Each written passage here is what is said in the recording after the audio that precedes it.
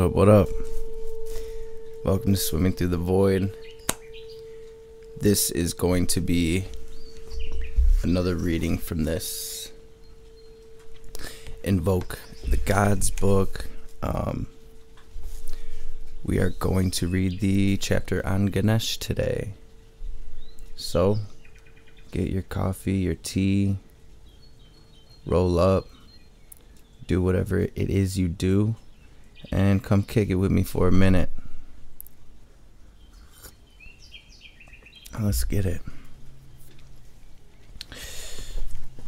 Saffron skirted Ganesh, garlanded with jasmine and hibiscus, emanates an aura as rich and gold as ghee. His jewel-encrusted crown marks him the royal son of Shiva and Parvati, the ascetic father and scarlet-sarried mother whose domain he has vowed to protect. Axe in hand, he guards the gateway to their celestial kingdom. Kohl lines the eyes in the elephant's face, their gaze steady, ever watchful, not lacking in compassion. He has his mother's gentleness of nature and his father's ability to destroy.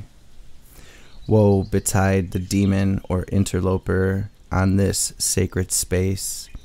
Ganesh will dispatch him without a second thought to the nether regions where lost spirits wander, transforming the negative energy of the enemy into good by the power of his stomach.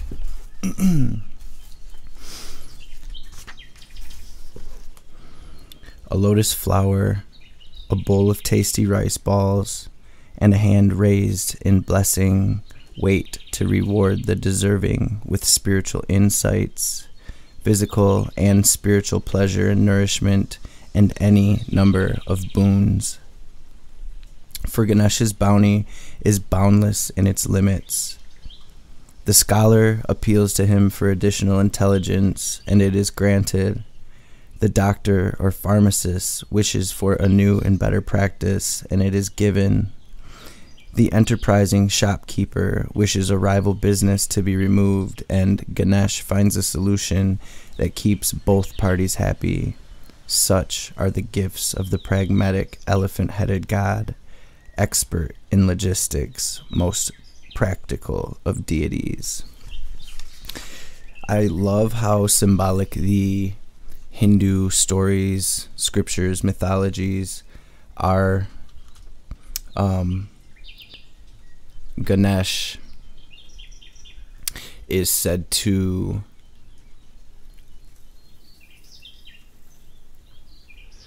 be the sort of guard of our Muladhara chakra, and I like how it mentions woe betide the demon or interloper on this sacred space. Ganesh will dispatch him without a second thought to the nether regions where lost spirits wander. Nether regions being our lower three chakras, our Muladhara, our sacral chakra, and our Manipura, our solar plexus chakra, because when we are stuck in these three energy centers, we are sort of considered lost spirits, stuck in the ego, or stuck in lust, or stuck in fear, right? All of the Vedic stories, all of the Hindu mythologies sort of tell a deeper story on an esoteric level, and if you really open up to the meanings of these stories, you'll see that it's all really tied in with one's spiritual journey in a very beautiful way. Ganesh, or Ganesha, is patron of medicine and literature, remover of obstacles, and bringer of luck and success. The striking images of the elephant-headed, four-armed deity is to be found in Hindu surgeries, shops, banks, and head offices, as well as in many portals. Good sense and material ability characterize him, as he is hefty, so does he represent social and financial clout. He protects vested interests and blesses an enterprise. Ganesh was originally created by Parvati, the Shakti of Shiva, when her husband was absent performing one of his many penances.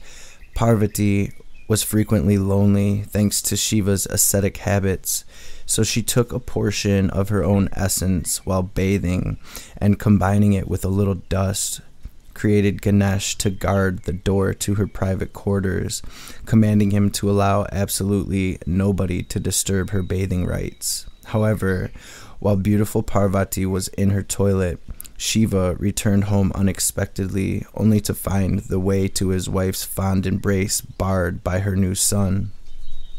In a fury, Shiva decapitated the overzealous guard. Parvati, horrified, threatened to become Durga or Kali and destroy the universe unless Shiva put his action to rights. So once his wrath was spent, Shiva agreed to resurrect Ganesha by replacing his head with that of the next creature to come their way. This happened to be an elephant, hence Ganesha's chimerical body. Just 1 second, y'all.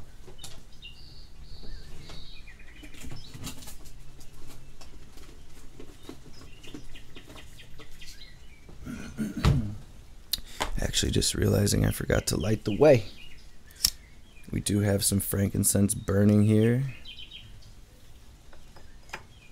Cleanse this space and bring these good vibes. But I usually like to light the candles as well.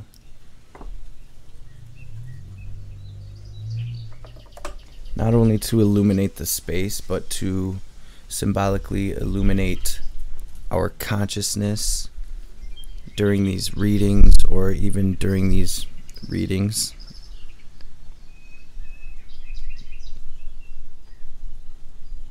I guess my phone's plenty charged.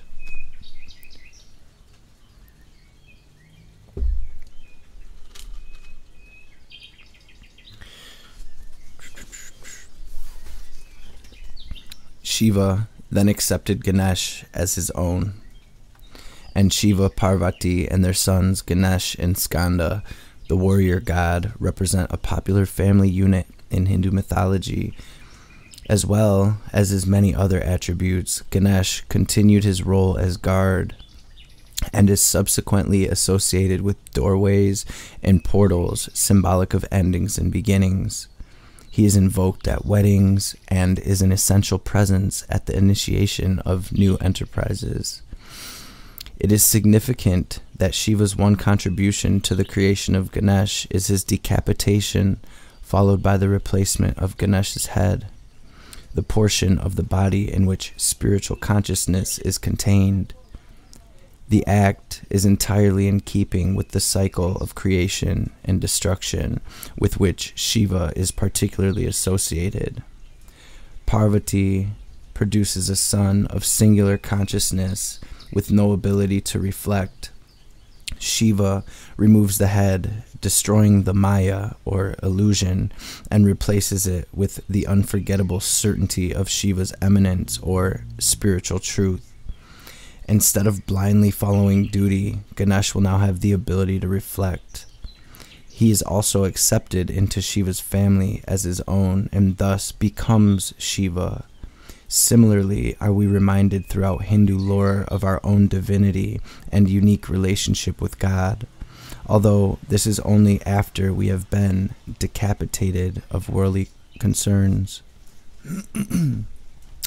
Being a god of yogic austerity, Shiva also indicates by removing and replacing of his son's head that individuality is an illusion. Despite having his brain swapped for another, Ganesh remains the same in all but the visual realm, as his spirit, corrected and resurrected by Shiva inside the elephantine cranium, is eternal and unaffected by the physical circumstance. Because of the head connection, Ganesh is worshipped with reference to intelligence, or buddhi, and his mantra is frequently written across exam papers in respect of this quality. Worshipped as the purveyor of worldly wisdom, Ganesh is famed for his ability to think around a problem, providing a succinct and brilliant alternative to the conventional answer. He and his brother Skanda once decided to race one another around the world.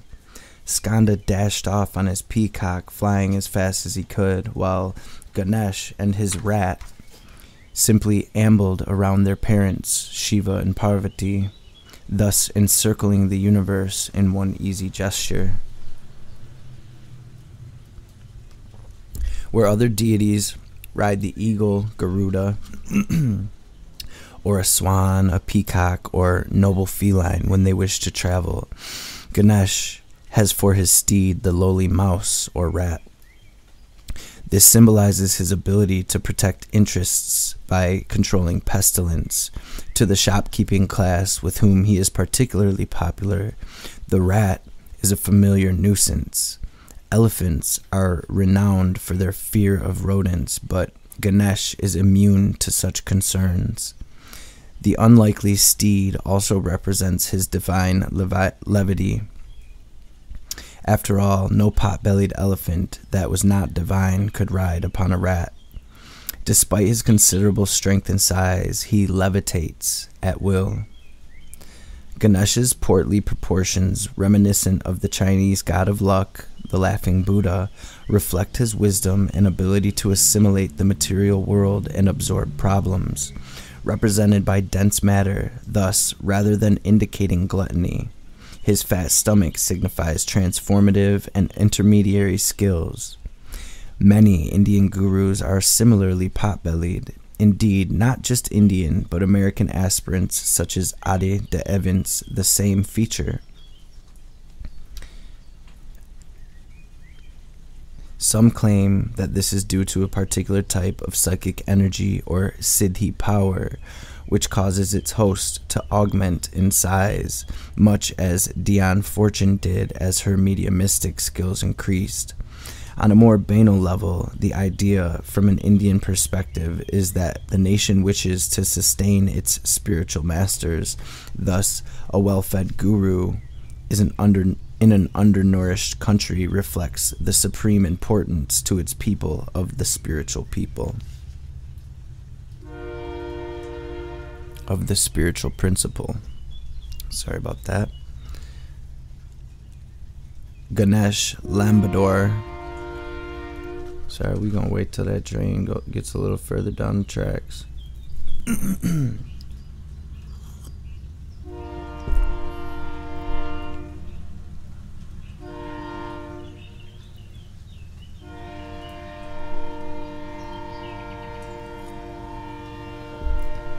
Wow.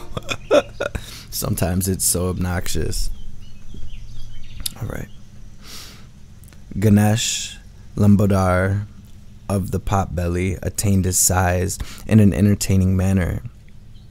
King Kubera, lord of worldly wealth, was irritated by the asceticism and self-denial of the gods and decided to invite Shiva and Parvati to supper in order to tempt them with the abundance of his cuisine and the finery of his material possessions. Refusing, Shiva and Parvati instead sent Ganesh, at whom the king laughed rudely, announcing that he could provide food for 100,000 puny boys like him. Ganesh thus began to eat and eat and eat, his appetite apparently knowing no bounds. Before very long, little Ganesh had eaten the cowed king out of house and home. The latter was forced to beg Shiva and make Ganesh stop. Thus, with the aid of pot-bellied Ganesh, did Kabura learn not to boast. This parable reflects Ganesh's Shiva-given role as destroyer of the ego principle. In a similar manner, Ganesh's other oversized features represent his various capacities. His ears, of course, indicate his ability to listen and to hear the requests of his supplicants. His mouth and stomach, his ability to break down and absorb all that life can throw at him, and his trunk signifies his obstacle-removing aspect. as it is also a sensitive extra limb which, along with his 4 arms, represents his versatility and capability in any situation. The implements held by Ganesh are symbolic of the cauterization of wrongful attachment, the chopper, binding mankind to the sacred truth, the rope, rewarding him for the effort and courage, the bowl of rice, and blessing, the raised empty hand. Ganesh is one of the minor deities who represent the limited manifestations of the supreme god. He is connected with lunar cycles, the bright of which are propitious, and the dark ill-omened, as in most cultures. The connection with the moon emanates from a stranger's tale, though possibly not quite in the form it originally carried. One night, when Ganesh was suffering from indigestion after testing his pot belly to the full, his mount bolted at the sight of a snake, catapulting Ganesh into the air and then onto the ground, where his stomach suffered further damage. The moon, watching, bursts out laughing at the god's comic escapade, whereas Ganesh, in a fury, ripped off one of his tusks and threw it at the silver orb with a potent curse, thus depriving it of its perpetual fullness. So, when bright and full, the moon is curse-free, but when waning and dark, it suffers the wrath of the god of luck. Ganesh is the ideal deity to whom to appeal for the removal of an obstacle that stands between you and your aspirations. This is particularly relevant to scholarly and career-related issues. He may also be approached to aid the digestion of a problem, helping you to assimilate and come to terms with it. Contacting Ganesh. As with all Hindu deities, a good way of formulating a link is to take advantage of one of the many vivid images of the gods. A postcard or a statue is ideal. If you can garland the latter, all the better. A sweet incense will also help. Jasmine, hibiscus, or lang lang, for example. It is helpful to chant either out loud or mentally the mantra of the deity in order to access their essence. The Gayatri, or Vedic mantra of Ganesh,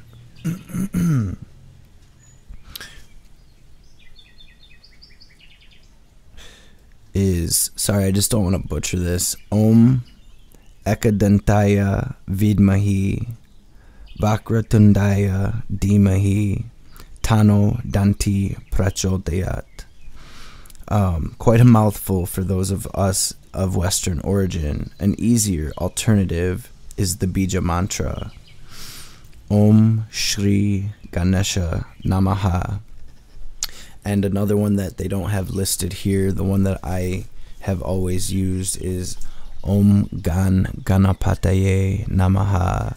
And you can just repeat this mantra to sort of help you connect similarly to the way that you chant Hare Krishna, to connect to Krishna's energy, or Om Namah Shivaya to connect to Shiva's energy. There's a lot of mantras, so I suggest one of these 3 listed, or one of these 2 listed, or Om Ganapataye Namaha, or you can also look up the mantras on YouTube and see which one calls you intuitively. Which one sort of sings to your soul the most.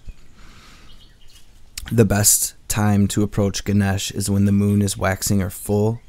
The best psychological condition to be in is on the brink of something, and the ideal location is in a portal such as a hall, or at least in front of a door. Excuse me. Visualization for removing negativity. Once you have performed the preparations described above, bow to the image of Ganesh, either mentally or literally, and sit cross-legged before it. Imagine the situation you wish to remove as a cloud of dark smoke or substance issuing from your solar plexus. If there is no specific obstacle in your way, Simply imagine any negative feelings that might be holding you back from success exiting your body as described. As you exude this substance, visualize a cloud of golden light beginning to form between you and the doorway. As it gathers momentum, it becomes larger and larger until it nearly reaches the ceiling. Then, gradually solidifying, it reveals the outline and then the shape of a four-armed, pot-bellied man up to the neck, and the head and trunk of an elephant.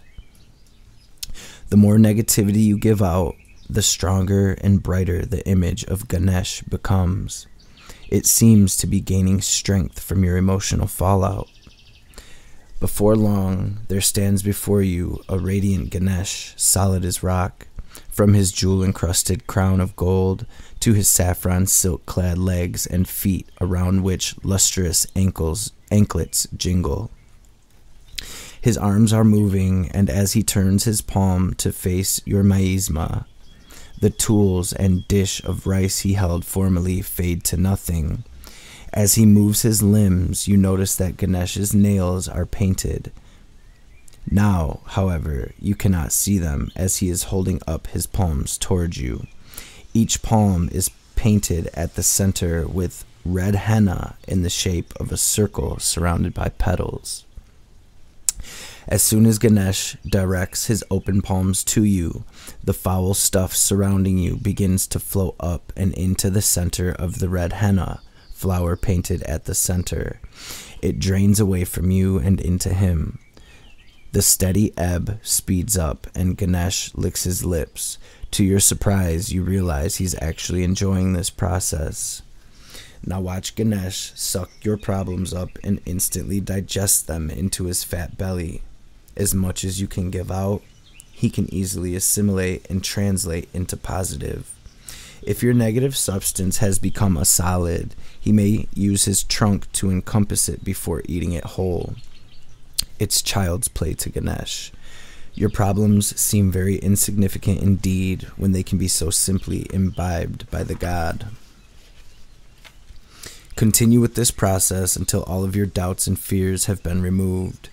When you've finished, or rather when Ganesh has, he looks at you with his slanting, heavily lashed eyes, and it seems, from between the brows on which an elaborate bindi of red is painted. His massive ears hung about his shoulders and remind you that he is always there to listen to your problems and proposed ventures. He takes pride in removing obstacles. It's a two-way deal. He begins to fade off and to find another feed. His super fat belly is the last thing to vanish, reminding you that there's plenty of room in there for future use.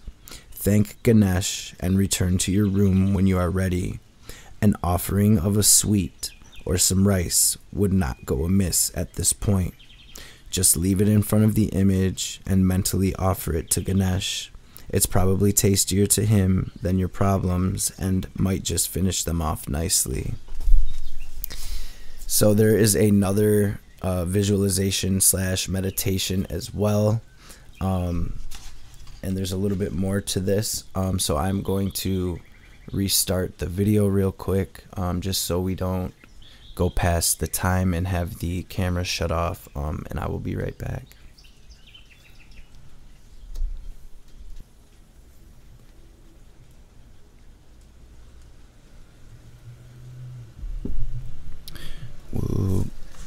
So this next visualization is for career and business success, especially against all odds. As above, sit in front of a door, or better still, in a hallway. Breathe in several lungfuls of golden light. Center yourself at your solar plexus by concentrating the light and your thoughts at this point beneath your rib cage and above your stomach. Now visualize the obstacles you have to surmount as an elephant. The great bulking mass seems impossible to navigate or control. It sits before you, intractable as a bank overdraft. Your aspirations, however, are but a tiny mouse in comparison. They seem quite feeble in the face of the circumstances you need to surmount. Breathe in more of the light until you feel almost solid gold yourself. As you do so, notice that the elephant begins to change color. The gray of its ancient-looking hide is gradually beginning to glisten into gold. Keep breathing in this way until the dull mass of your former obstacle has transformed into one of radiance. Now concentrate on your solar plexus and send out to the elephant all of your hopes for your future. Think of the hard work, money, and time that you've invested in your project and of how much you want it to succeed. Send all of your will for this venture to pay off in bright golden rays from your solar plexus into the gray, bulky mammal. As it receives the energy of your aspirations, the elephant rises onto its hind legs, and you notice that the gold of its legs is actually the brilliant saffron of a gold-embroidered dhoti, and that the rest of it has faded to pale lotus pink. Another set of arms appears and conjoins the first at the shoulder. Each perfumed hand holds an implement: axe, plate of rice balls, lotus, and the last hand is raised in blessing. A garland of sweet-smelling jasmine hangs around Ganesh's neck. He is richly adorned with the exquisite jewelry. His crown is almost outshone by the luster of a pair of slanting brown eyes looking at you from between a couple of enormous flapping ears. An elaborate wine-red bindi sits on his ponderous forehead. So this is what your ventures have become. Can't be bad. As you think of this, the image begins to fade. Before you there appears a garlanded archway. It is on the other side of this you perceive that your hopes will solidify. Here, they are just wishful thinking. Beyond the archway, they become absolutes. The problem is how to get your rapidly fading Ganesh to move through the portal. Ah, the rodent, almost forgotten, but still here, quite definitely. The trick is to get Ganesh to ride that little beastie through the festooned doorway. You will have to use all the strength of your willpower to levitate Ganesh onto the rat or mouse. It may seem difficult, but if Ganesh can ride a rat as a steed, anything is possible. Your intended project not least. Concentrate on the feet until your aspiration god is seated on the tiny rodent. To your surprise, the mouse seems hardly to notice. It looks at the door, sniffs the air for a second, and then scampers through the portal, bearing your hopes abroad its furry back.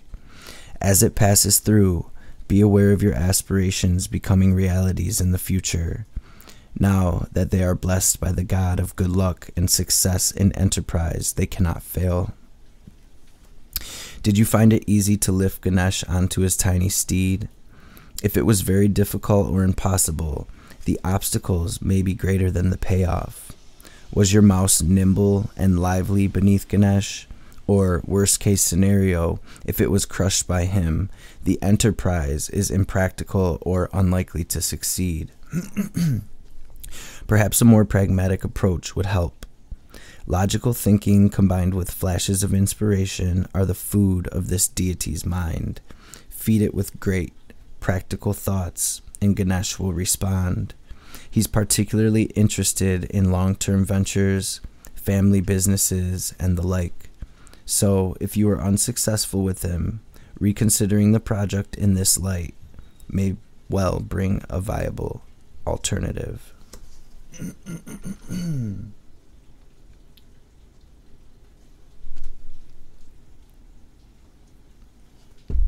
Mundane archetypes. The Ganesh type is always stocky and sometimes obese. He turns to food when upset or depressed, finding comfort and energy in it. In his stronger aspects, however, he's often jovial and confident, a rosy-cheeked boy or expansive, hospitable man. Ganesh does not think deeply, and the more sensitive envy his abilities to laugh at the complexities of life. He believes in happiness through simplicity and material objects, money, house, good food, and that these lead to the outer sustainers of life, status, and companionship. He's often a successful and popular businessman, one who has proved his mettle over the years and who is not shy in taking his clients to expensive restaurants or showing his appreciation for others through gifts. He can be coarse in this respect, with a love of showy gold jewelry, expensive watches, etc.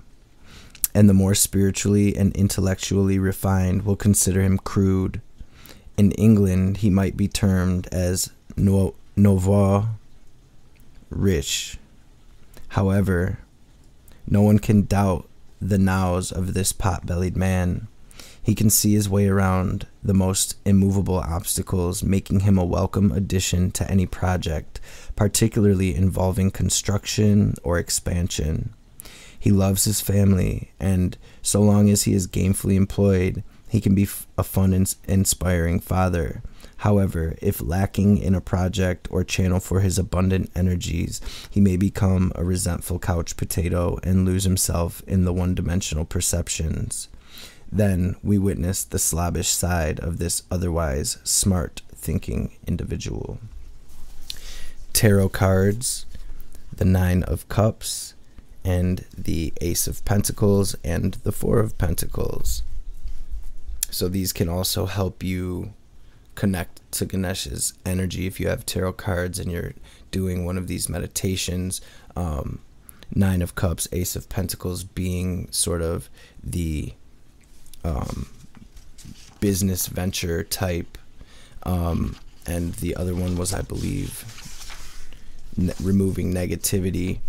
Four of Pentacles can help with that, just to sort of help connect you to the vibration of the energy you are trying to embody or get rid of or imagine, right, or align to. So that is the Ganesh chapter. Next, we've got the Shiva chapter, one of the energies of God that I have worked with the most and experienced on the deepest level. One of them has been Shiva. So that one's going to be fun as well. I can't wait to get into some more of these energies with you guys. It's a fun little book, got some dope little meditations and stuff. So again, I hope you guys enjoyed this. If you did, make sure you smash that thumbs up for me, and drop me a comment below. Let me know what you thought.